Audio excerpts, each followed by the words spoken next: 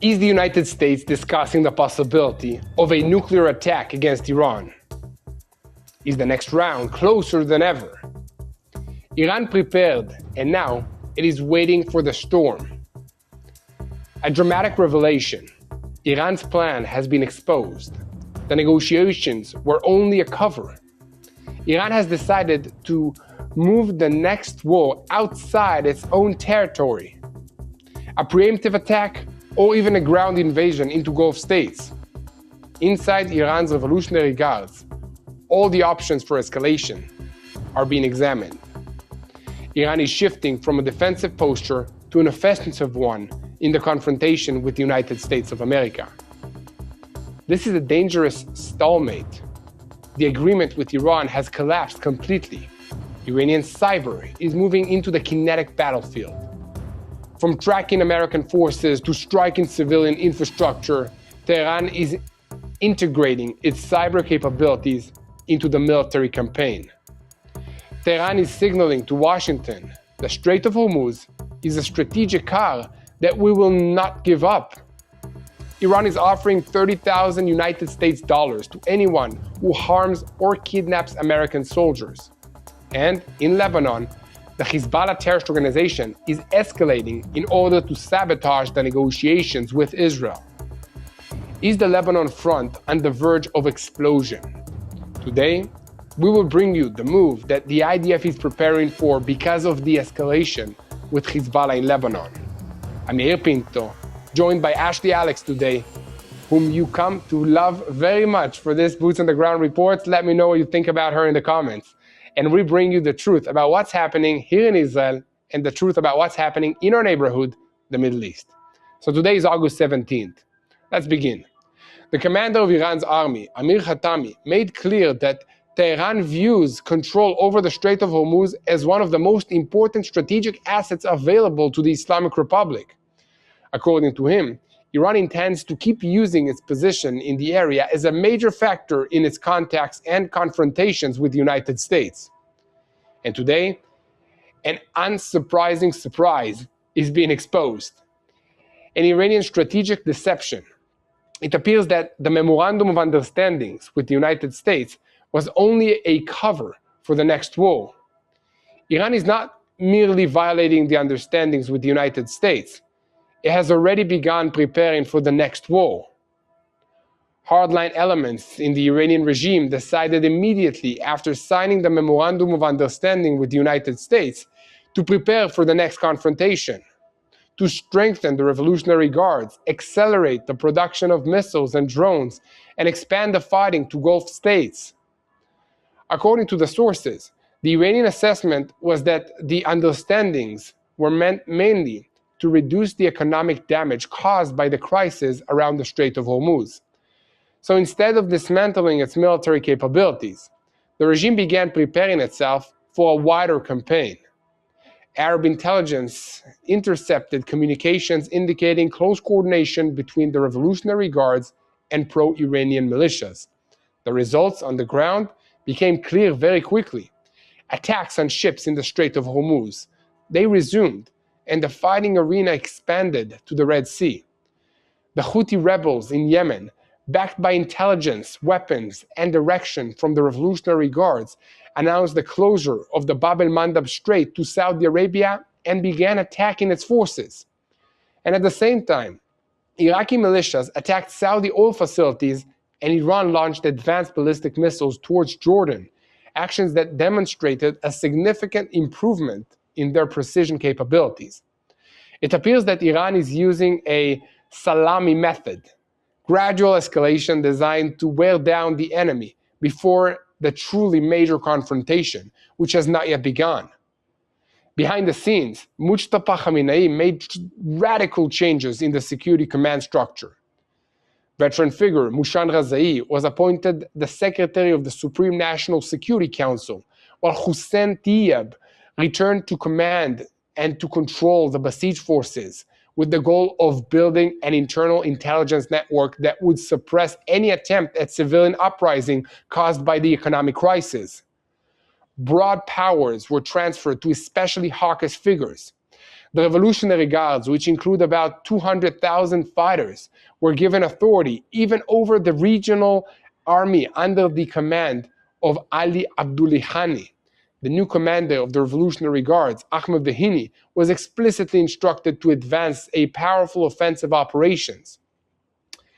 The contingency plans now include options for sabotaging the undersea internet cables in the Gulf and even creating political unrest in countries with Shiite minorities. Kuwait, for example, is very concerned about scenarios of a ground invasion after recently intercepting 6 Revolutionary Guards fighters who arrived in a fishing boat. Sources close to the Iranian negotiating teams made clear that the current situation is only the calm before the storm. And there is another front that is barely being reported. Iran's cyber campaign against the United States and Israel is becoming more and more integrated into Tehran's broader military strategy.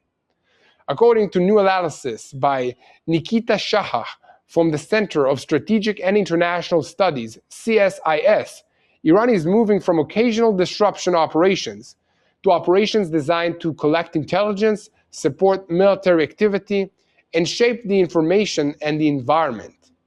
Iranian cyber activity has increased significantly over the past 4 to 6 months, and it includes espionage, gaining access to systems, disruption attacks, spyware, and influence operations enabled by cyber tools.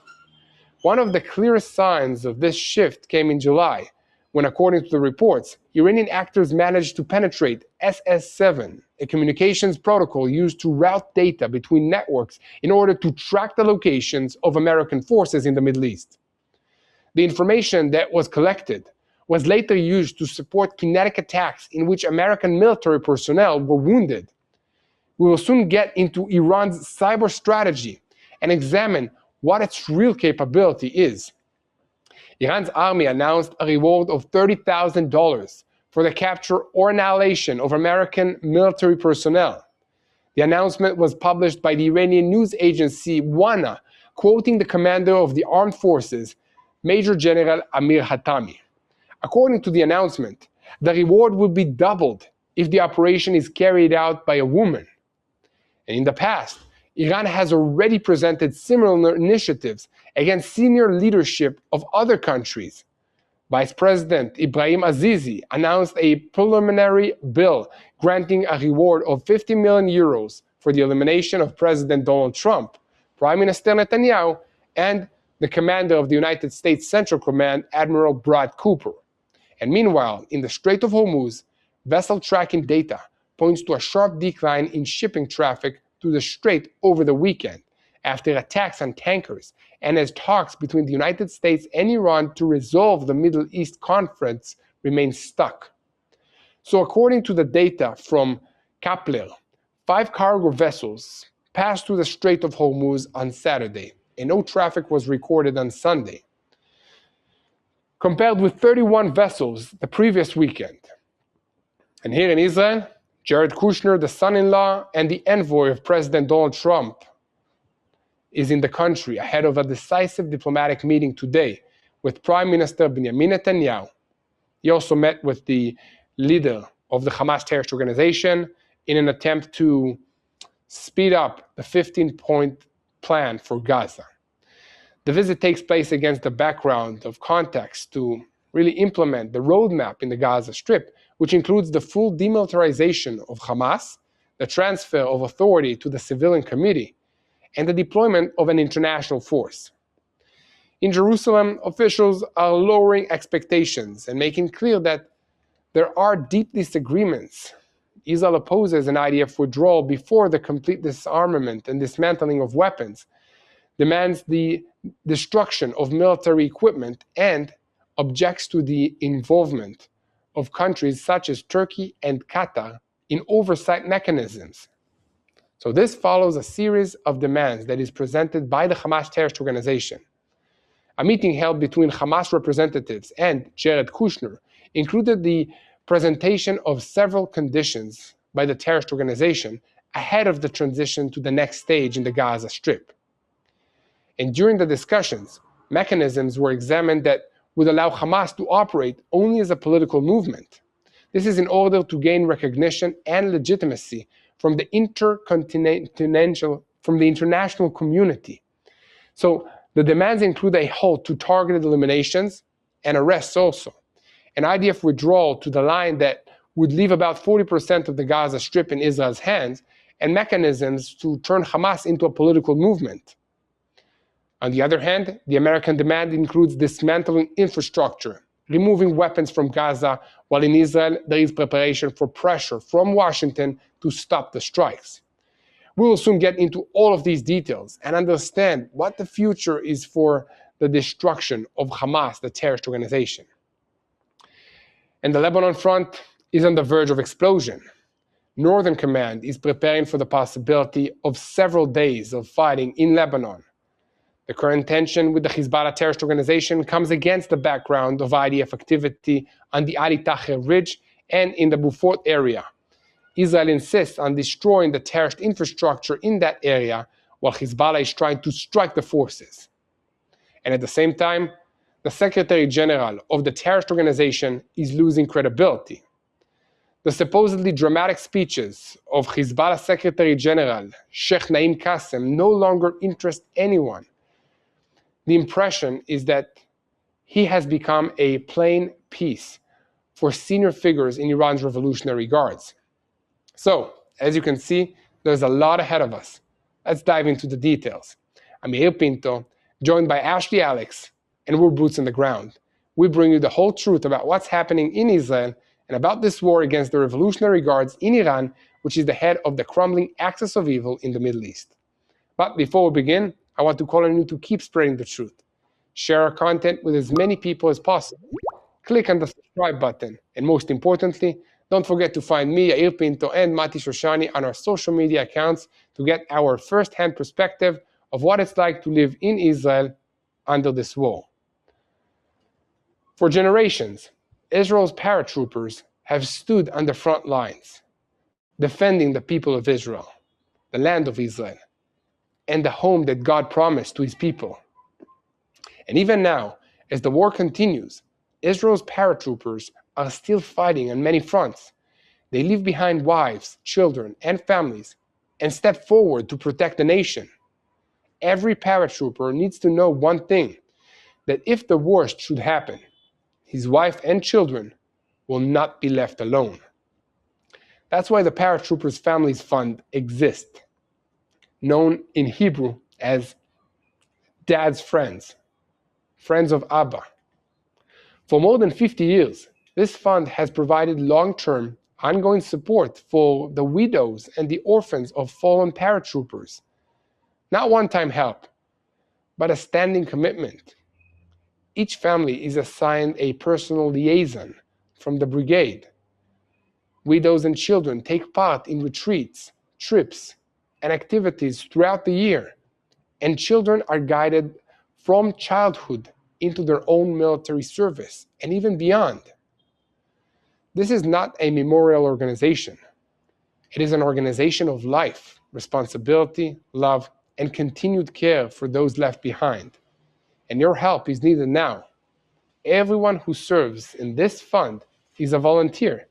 No one draws a salary, so your donations help continue real personal support for a child who lost his father and for a widow carrying the home alone. This is a practical way to stand with Israel, with the IDF, to stand with our soldiers, and to stand with the widows and orphans of those who gave their lives for this land. You can donate now to the Paratroopers Families Fund at www.idfairborne.org. Again, that's idfairborne.org. And this is how you stand with the IDF paratroopers and the widows and the orphans that were left behind. Now let's get back to the news. Israel's Northern Command is no longer preparing only for another Hezbollah attack.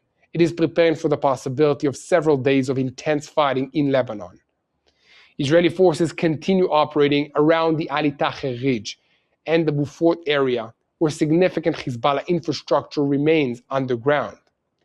Israel's position is that this infrastructure will not be left intact while Hezbollah is trying to make every additional Israeli move more costly. So, is Hezbollah fighting to protect a few tunnels and hills, or is it trying to prevent Israel from breaking the military system that protects its entire Nabtia sector? The immediate trigger was the explosive drone that struck an Israeli force on the Ali Taher Ridge. 3 soldiers were wounded, and Israel answered with a much wider series of strikes across southern Lebanon. But the important part now is what happens after the retaliation. The IDF has already destroyed portions of Hezbollah's tunnel system around Ali Taher and Beaufort. Other sections remain. These are not simple holes in the mountain. The underground network was built to protect commanders, weapons, supplies, and fighters during a prolonged Israeli attack. Control of the ground above those tunnels changes the problem for the people below. Resupply becomes harder. Exits become dangerous. Reinforcements can be struck before reaching the complex. That explains why Hezbollah continues trying to hit Israeli engineering and combat forces that are working in that area. The political pressure is moving in the opposite direction. A Lebanese political figure opposed to Hezbollah now argues that the organization is deliberately escalating under Iranian direction in an effort to weaken Beirut and damage the direct negotiations with Israel. That's a political assessment, not a proven Israeli intelligence finding, but it fits the larger confrontation developing inside Lebanon over Hezbollah's weapons. Even Hezbollah's public messaging is beginning to show strain. Lebanese broadcasters recently mocked Secretary General Naim Qassem after he cited what he described as an Israeli intellectual named Moshe Yair and an article supposedly attacking Lebanon's negotiating delegation. The broadcasters said that they could find neither the writer nor the article. That may sound like a small embarrassment, but Hezbollah once depended heavily on the image that its leadership always knew more than anybody else. That image is much harder to maintain when its commanders are being eliminated one after the other, its tunnels are being surrounded, and Lebanon's own political system is arguing over whether the organization would retain its weapons or not. And that takes us back to Iran. What has now emerged is that Tehran did not spend the 60-day diplomatic window simply waiting to see whether the agreement with Washington would work or not. Iranian hardliners used that period to prepare for the possibility that it will fail. The Revolutionary Guards tightened their influence over the regular military. Missile and drone production was accelerated. Veterans of earlier wars and internal security campaigns were moved into important positions. Iranian commanders also increased coordination with allied militias in Iraq and Yemen. The operational concept is important. Instead of allowing the next conflict to remain concentrated inside Iran, Tehran is examining ways to force its enemies to defend a much larger map. Iranian-linked forces in Yemen can threaten the Red Sea and Saudi infrastructure. Iraqi militias can pressure targets further north. Iran itself retains missiles, drones, and also naval capabilities around the Persian Gulf. Arab intelligence reportedly identified Iranian planning that included target information for Saudi ports and energy facilities. Contingency discussions have also included sabotage against undersea communications cables, attempts to exploit political tensions in Kuwait and Bahrain, and even possible ground operations in Kuwait. So these are reported options under considerations, not evidence that Iran has ordered an invasion. That's how a country under heavy military pressure tries to change the mathematics of this war. So if the United States has to defend air bases, ports, oil facilities, shipping lanes, and allied capitals simultaneously, Iran does not need to dominate every battlefield. It needs to create enough risk in enough places to make every American decision more expensive. Iranian commanders are now describing this openly as a doctrinal change. Brigadier General Yadullah Javani says that Iran must move from a defensive posture towards one in which defensive action itself carries an offensive character. Ahmad Vahidi has been placed at the center of that approach, while Iranian officials warn their opponents to prepare for what they call strategic surprises. Cyber activity belongs inside that same military picture. Iranian cyber operations are increasingly used for reconnaissance, for access, influence, and also intelligence collection that can support operations in the physical world. So that does not make cyber a magic weapon, but it can help Tehran build a targeting picture without exposing a large radar or conventional reconnaissance platform. And Tehran is deliberately trying to make the threat personal. Iranian Army Chief Amir Hatami has announced a reward equivalent to about $30,000 for capturing an American service member, with a larger reward if the attacker is actually a woman, an Iranian woman. With no broad American ground forces operating inside Iran, the announcement is also psychological. It tells US personnel that Tehran wants the battlefield to follow them beyond Iran itself. So before we continue, I want to ask you to help us share the truth of what's happening here in Israel. You can do that by liking this report, by hitting the subscribe button on TBN Israel YouTube channel. And also remember that YouTube is only one part of what we do. You can get a closer, behind the scene stories of faith, resilience, and hope from Israel by going to tbn.org/journeys/boots.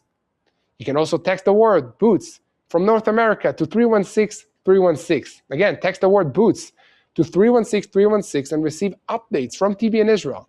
So our goal is simple. When events move this quickly, you should be able to see them through the eyes of people that are following the consequences on the ground. Now, the other half of the story is in Washington.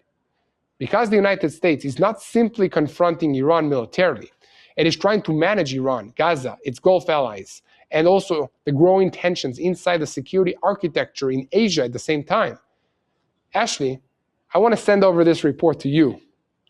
So, over to Ashlea Alex. Thanks, Yair. One of the most revealing stories in Washington right now is not about a missile or an aircraft. It's about a telephone line. Earlier in the war, American officials developed a serious problem. They were negotiating with Iranian officials, but they were no longer certain those officials had the authority to speak for the people actually controlling Iran's security decisions. So the Trump administration opened an unusual backchannel directly toward the Revolutionary Guards. The intermediary was Nechirvan Barzani, president of Iraq's Kurdistan region. He has something exceptionally valuable in this conflict: working relationships with Washington and channels into the Iranian security establishment. The purpose was simple. The White House wanted to know whether IRGC Commander Ahmad Vahidi actually supported negotiations conducted by Iran's former political representatives. According to the account of that channel, Vahidi signaled that he backed the negotiations. Washington then explored secret face-to-face contacts in Erbil. Iranian representatives reportedly resisted traveling there because they feared Israeli intelligence activity inside Iraqi Kurdistan. Think about what that tells us. Washington was not only negotiating over Iranian demands, it was trying to identify who in Tehran had the power to say yes. That problem has become even more important as the Revolutionary Guards gain greater influence over Iran's military system. And President Trump is now managing another alliance problem thousands of miles away. He ordered the Pentagon to substantially reduce the annual Orchi Freedom Shield exercises with South Korea. The drills began on August 17th and were expected to involve roughly 18,000 South Korean troops alongside American and other allied personnel.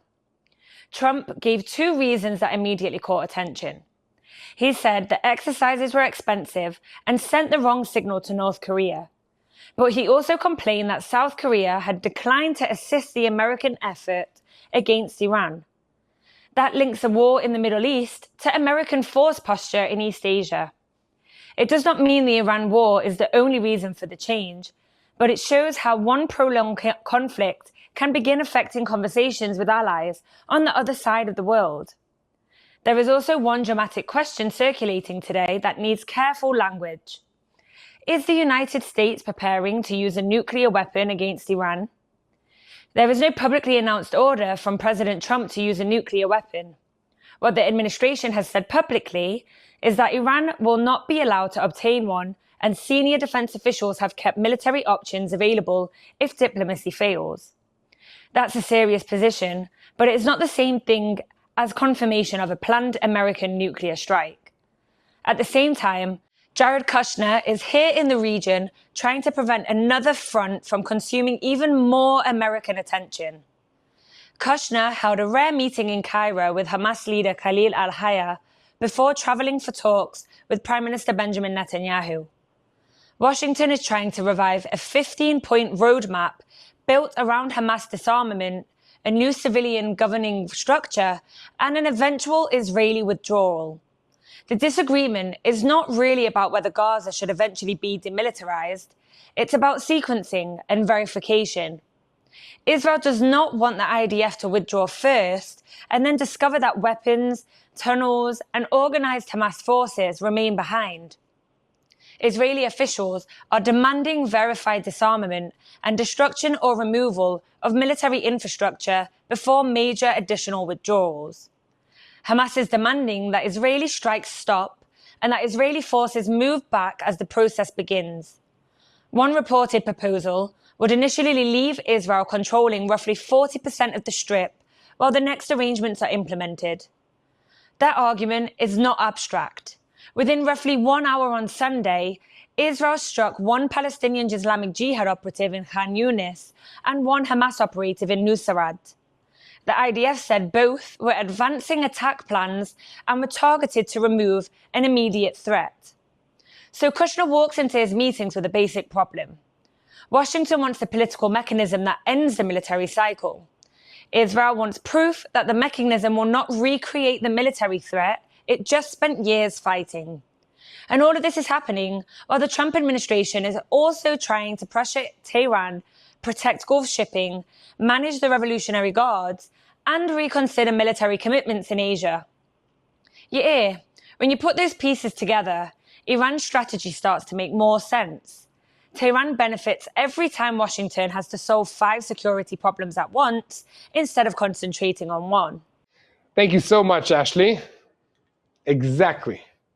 And that is the common thread from Lebanon to the Red Sea, from Hormuz to Gaza. Iran is trying to expand the number of places where the United States and Israel must spend attention, weapons, money, and political capital.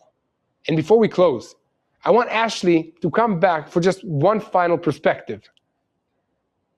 Not on another strike or another negotiation, but on what all of this means for the Israeli home front if Tehran is planning in years, not in days. So over to you again, Ashlea. When Israelis hear the words home front, we naturally think about sirens, shelters, and interceptors. We think about the few seconds between an alert on the phone and the moment a family closes the door of a protected room. But home front defense begins much earlier than the launch of a missile. It begins by understanding what keeps the enemy capable of launching that missile next month, next year, and 10 years from now. That is why I think the economic story inside Iran is not separate from the military story. It's part of it. A missile program needs engineers, factories, fuel, electronics, transportation, and salaries.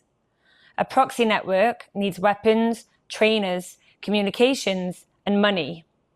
A domestic security apparatus needs thousands of people who are paid to monitor, intermediate, arrest, and suppress the population.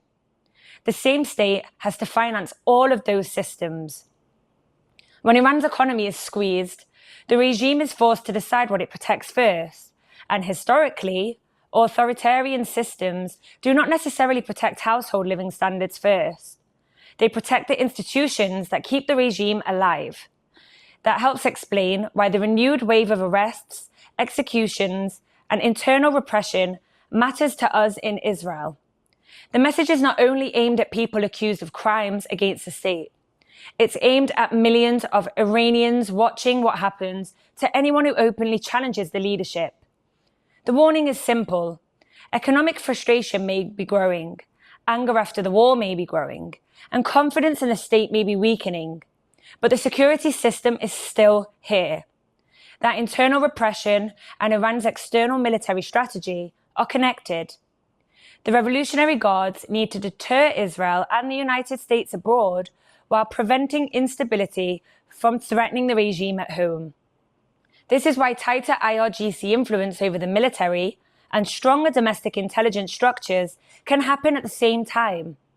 One protects the regime from external attack. The other protects it from its own population. There is another issue where time becomes extremely important: the nuclear program. Now, we need to be precise here. Reaching a nuclear threshold is not the same as possessing a fully assembled, deployable nuclear weapon. Enriching material, weaponizing it, and creating a reliable delivery system are different technical steps. But a country does not necessarily need to detonate a bomb to gain political power from approaching that threshold. If Tehran reaches a position where governments around the world believe it could produce a weapon rapidly, every military calculation changes. Foreign leaders begin asking whether any attack could trigger nuclear escalation. Allies become more cautious. Negotiators become more careful. Military planners have to account for a danger that did not previously exist. That alone can create strategic leverage. And this is where I think Israel has to be very careful about one comforting sentence we hear repeatedly. We're monitoring it. Monitoring is essential. Intelligence is essential. Israel has extraordinary intelligence capabilities. But intelligence is not the same as certainty. Israelis learned that lesson in the hardest possible way. A sophisticated intelligence system can collect enormous amounts of information and still misunderstand an adversary's intention, timing, or willingness to take a risk. So when we talk about Iran rebuilding underground sites or restoring access to missile infrastructure, the correct response is not panic. It's humility. We should assume there are things we can see, things we partly understand, and things the other side is deliberately trying to hide. And that's also why economic pressure matters so much. Sanctions are sometimes discussed as though they are simply punishment for bad behavior. In reality, the more important question is whether they can disrupt the financial system that keeps Iran's military ecosystem operating. Money moves through oil sales, front companies, exchange networks, informal financial channels, and commercial structures designed to make sanctioned transactions difficult to trace. From there, resources can support the state, the Revolutionary Guards, and organizations operating far beyond Iran's borders. Hezbollah is a good example. It's a military organization, but maintaining a force of that size also requires an economic system. Salaries, families, procurement, businesses, charities, financial intermediaries, and overseas networks all matter. And that's why an economic network can be just as relevant to the security picture as a weapons warehouse. But there's an important warning here. Economic pressure does not automatically produce regime collapse. Iran has been living under different forms of sanctions for decades. Its leadership has learned how to shift costs onto ordinary citizens, build alternative financial channels, and wait for the political environment outside Iran to change. That patience is one of Tehran's strongest weapons. Western governments think in elections, budgets, and political terms measured in years. The Iranian revolutionary system has been pursuing many of the same strategic goals since 1979. Its leaders can look at a difficult year and decide to endure it. They can look at an American election 4 years away, a European government that may fall next year, or an alliance experiencing internal disagreements, and conclude that time may improve their position. That's why Tehran does not necessarily interpret a pause the way that Washington does. Washington can see a pause as an opportunity to negotiate. Tehran can use the same pause to negotiate, repair launches, move commanders, rebuild production, and wait to see which option produces the better result. The information we are seeing now about missile production, new commanders, and coordination with regional militias is precisely why that distinction matters. For Israel's home front, the lesson is broader than prepare for missiles. Yes, shelters matter, interceptors matter, warning systems matter. But national resilience also means redundancy in communications, protection of power and water systems, cyber awareness, reliable emergency services, and communities that know how to function during prolonged disruption. It means an economy capable of operating during repeated rounds of conflict. And it means denying Iran the assumption that Israeli society will become exhausted faster than the Iranian regime. Because that is part of the strategic contest. Iran does not have to defeat Israel's air force in the sky if it believes it can make ordinary life in Israel increasingly expensive, uncertain, and exhausting.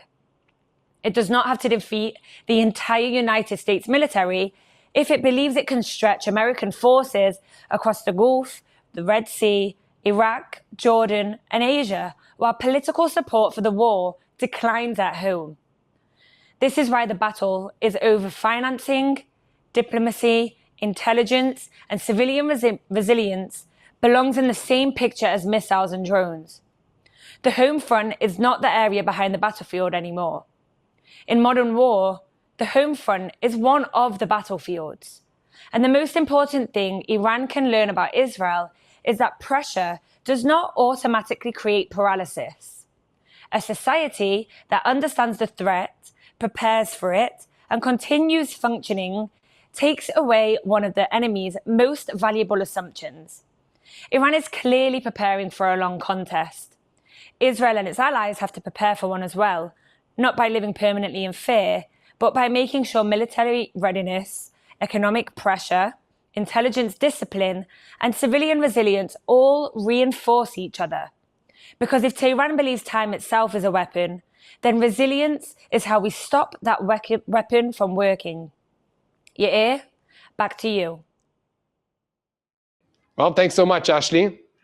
Because Iran used the diplomatic pause to rebuild for a very long confrontation, while Hezbollah, the Gulf states, Gaza, and even America's Asian alliances are being pulled into the cost of that strategy. If Tehran believes that time is on its side, will Washington and Jerusalem use the next phase, the next pause, to prevent the next war, or discover that Iran used it better? Let me know what you think. In the meantime, keep spreading the truth. Hit the subscribe button on TBN Israel YouTube channel. Share this report with people. Also, look us up on our social media accounts, Yair Pinto and Mati Shoshani. And never miss another update of Boots on the Ground. Best thing that you can do is pray. Remember, God wants a personal relationship with you, with me, with all of us. He listens and he acts. This last 3 years is just proof that God is performing biblical level miracles in modern days. We are changing the Middle East. We are still here. My kids go to school. Well, not now because it's the summer holidays, but soon they'll be back at school, despite the fact that we were under attack by 7 different nations. You think that's a coincidence? I don't. God is working in modern days. So when you pray, pray for wisdom to our leaders. Pray for the children of Israel, of Iran, of the Middle East. Pray for the peace of Jerusalem. See you again tomorrow for 2 more reports. Hello, this is Mati here in Jerusalem with TBN Israel. This is Yair Pinto from TBN Israel here in Jerusalem. TBN Israel is keeping viewers informed with Israel-focused news, culture, and what God is doing in this land. Support TBN Israel today online at tbn.org/Israel. Thank you.